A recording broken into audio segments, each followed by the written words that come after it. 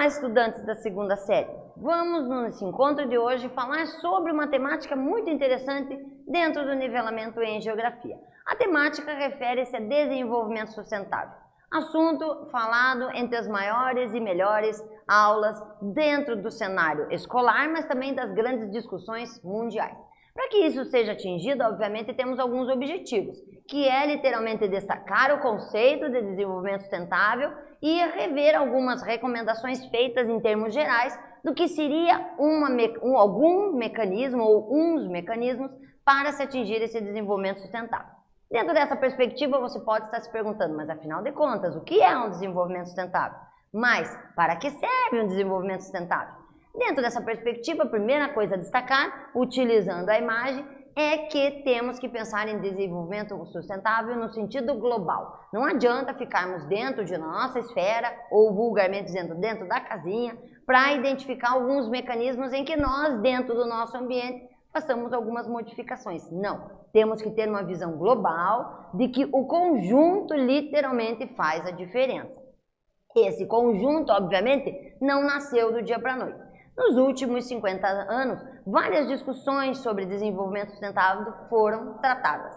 Essas discussões, travadas em esfera mundial, elas saíram do pressuposto principalmente ligado à produção desenfreada, que resultou num consumo desenfreado. E esse consumo desenfreado, com certeza, teve a lei do retorno, destacou a fragilidade de alguns recursos que foram literalmente se esgotando perante aquele consumo exagerado ou muitas vezes mostrando que a médio e a longo prazo não teriam em condições e quantidades suficientes. Isso começou a ressaltar a necessidade da discussão. Para isso ser feito, primeiro potencializou-se a ideia de que deveríamos parar de consumir, ou seja, trocar elementos ou fazer desses elementos menos importantes dentro do consumo mundial. Isso tornou-se muito difícil porque o mundo, em termos tecnológicos, atingiu vários níveis de consumo e produtos que antes aparentemente não tinham determinado nível de importância alcançaram termos mundiais. E isso, logicamente, começou a fazer com que houvesse modificações no discurso do que seria esse desenvolvimento sustentável.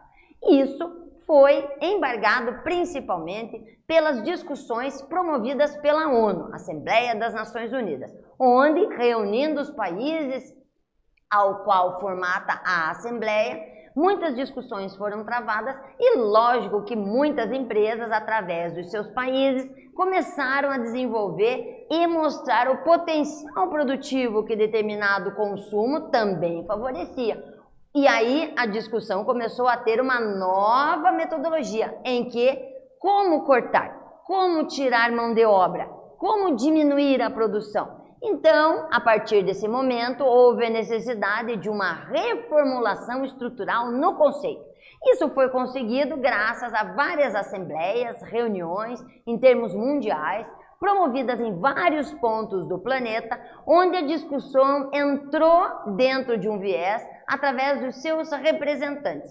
Essas discussões podem ter sido destacadas por várias, mas vamos colocar aqui algumas. A primeira delas, em 1972, observem o volume de países, onde 113 países se reuniram dentro da questão da utilização do meio ambiente. Aqui uma foto da época mostrando essa reunião acontecida na cidade de Estocolmo, por isso o nome Conferência de Estocolmo. Nela, obviamente, se destacou ainda aquela ideia anterior de uma política de crescimento zero, uma política de retardo ou até de bloqueio de determinados produtos ou determinado consumo que provocaria um aumento da poluição e faria, logicamente, um colapso em termos de planeta.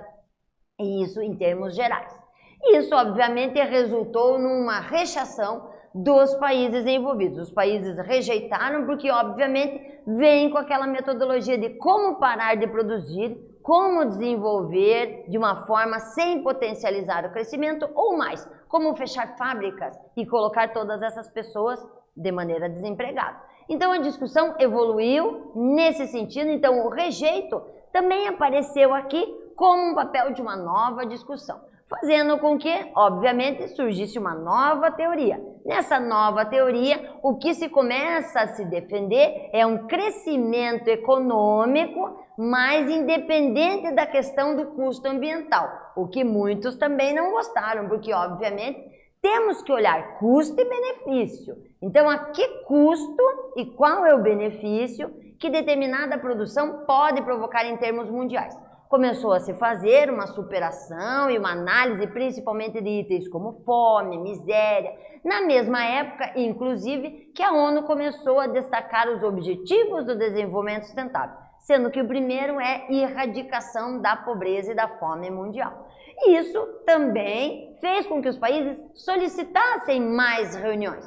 E a próxima que nós podemos destacar, ainda da Conferência de Estocolmo, dá um salto para 1987, onde, através dos recursos que se potencializou nessa reunião, então começou-se a ter uma nova metodologia de recursos para destinar à pesquisa de novos incrementos ou novas formas de utilização dos recursos naturais, para melhorar tanto a pobreza quanto a desigualdade social e mesmo assim não houvesse bloqueio no crescimento mundial.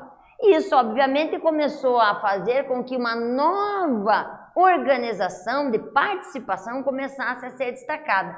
Se viu que não era só o governante que deveria estar inserido nessa discussão. Nós deveríamos ter a participação das políticas em termos gerais, tanto da sociedade civil quanto dos seus representantes. E dentro da sociedade civil, tanto a população no sentido empregado, como também empresários. Também devemos ter a amplitude da discussão dos mais variados níveis da poluição em termos mundiais, ou seja, da poluição da sua casa, da fábrica, do hospital, enfim, quais são os níveis de poluição. E a partir disso, promover mudanças gradativas da metodologia do nosso próprio uso para refletir em termos no sentido da produção dos resíduos existentes em termos mundiais. E isso foi se estreitando e foi se colocando de maneira muito evidente na mídia, e aí também vai ficar claro quando, na Rio, chamado Rio 92, como o próprio nome já destaca, feita no Rio de Janeiro em 1992, novas temáticas começaram a ser desenvolvidas. Vejam, elas pegam a ideia de Estocolmo, 1972, aumenta 3 países, eram 113, agora estamos com 116, e começam a pensar nas metodologias de transferência de tecnologias, ou seja, quais tecnologias, em termos mundiais, deveriam ser melhoradas para diminuir o sistema internacional de produção de lixo e, por consequência, da extinção dos recursos, promovendo o chamado desenvolvimento sustentável.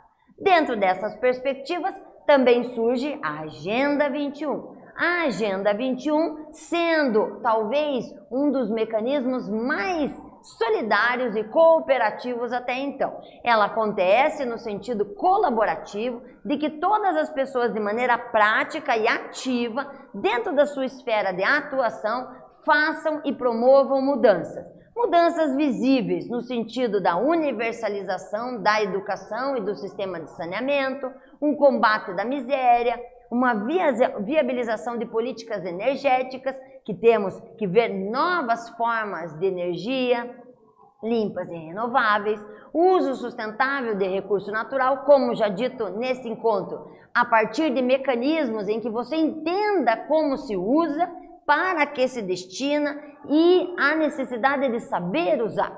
Além, obviamente, da conservação da biodiversidade em lugares que você tem que deixar para que haja uma reestruturação do equilíbrio da biodiversidade mundial. E finalizando, que obviamente é um grande círculo, fechando com, se fizer tudo isso, literalmente vai reduzir a emissão de poluentes.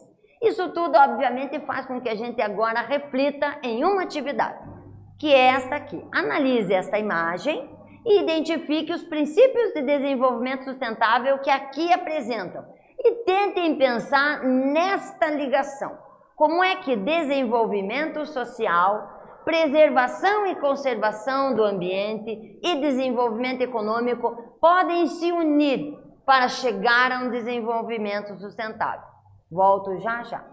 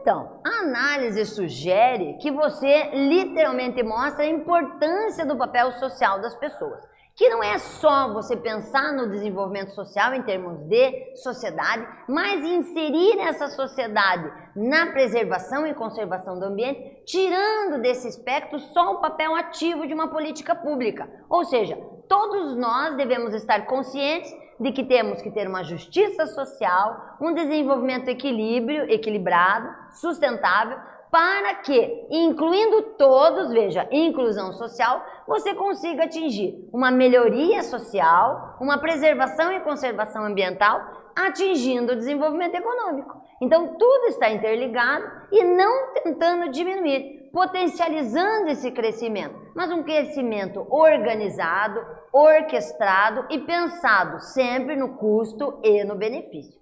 Dentro dessa perspectiva, aqui uma sugestão de resposta, falando mais ou menos isso, mas principalmente destacando o papel da responsabilidade ambiental. Nisso, obviamente, encaixa na temática que devemos pensar. Puxa, quais são as medidas necessárias? Temos que ter claro as convenções climáticas, o que devemos suprir, o que devemos organizar.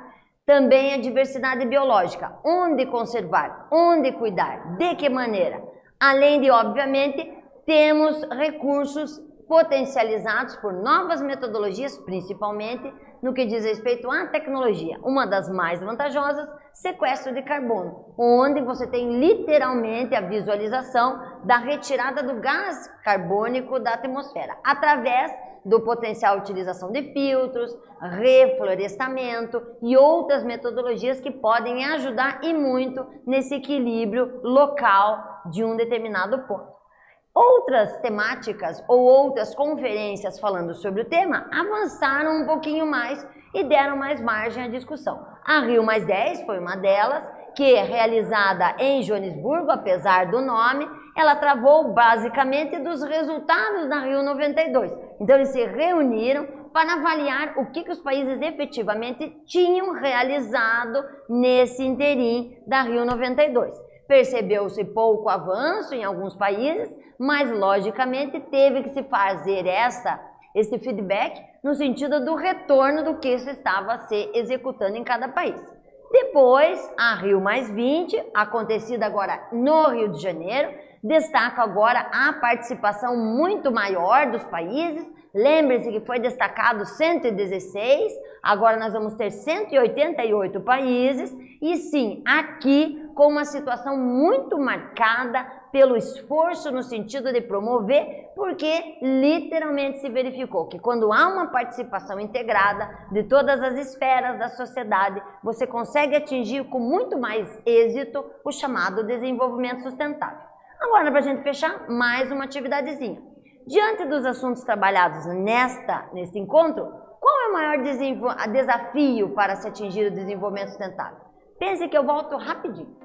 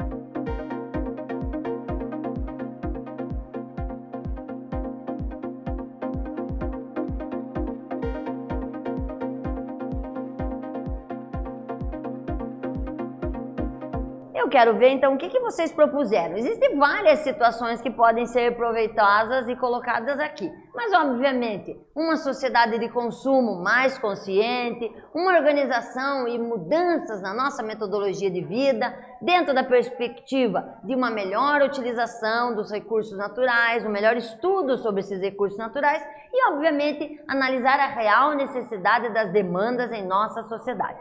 Isso tudo para que a gente consiga atingir o chamado desenvolvimento sustentável, visto aqui nessa aula como potencial ainda a ser muito desenvolvido e que, claro, você como indivíduo social ativo também faz parte desse processo. Por isso, espero que dentro dessa promoção que vimos o conceito, metodologias e discussões, você veja que está inserido e tenha seu papel de representação em termos desse planeta que pede socorro para nós constantemente. Espero que vocês tenham gostado e até o próximo encontro.